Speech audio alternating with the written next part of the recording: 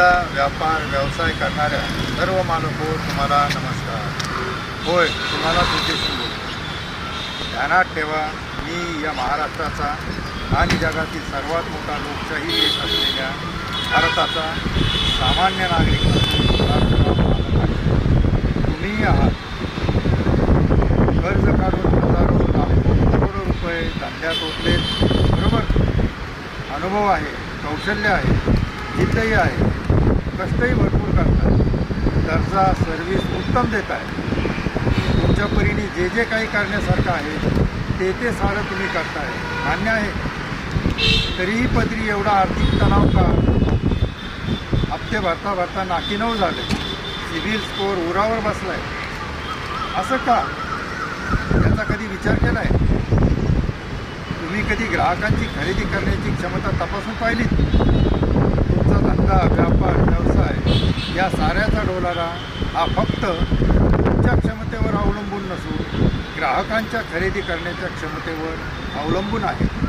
हे विसरून कसे चालेल?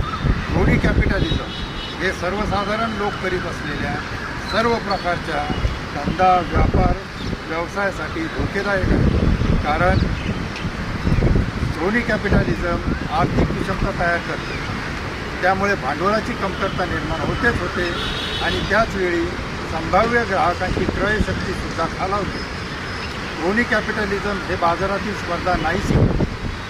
क्रोनी कॅपिटलिस्टला जे सहकार्य, जी संधी, जे संरक्षण उपलब्ध आहे ते तुम्हाला उपलब्ध आहे का?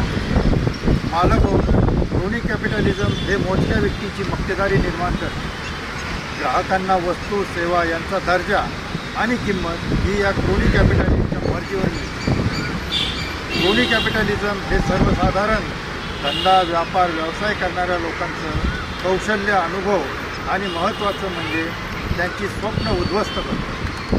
मालक हो, क्रोनी कॅपिटलिझम देशातील खूप मोठ्या प्रमाणावर मनुष्यबळाची हत्या आणि हानी करते. मालक हो, भांडवलशाही आणि क्रोनी कॅपिटलिझम यात खूप फरक आहे.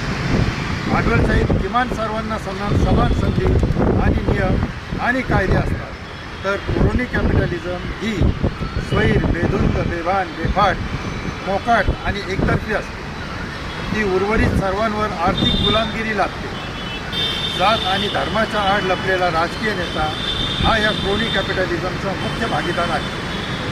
क्रोनी कॅपिटलिझम हा मुख्य भागीदार जोपर्यंत राजकारणात आहे तोपर्यंत तुम्हाला रोजच मरण यातना भोगायचा आहे. ध्यानात ठेवा, आज निर्णय तुमचा आणि उद्या भोग तुमच्या मुलाबाळांचा. जय महाराष्ट्र, जय हिंद.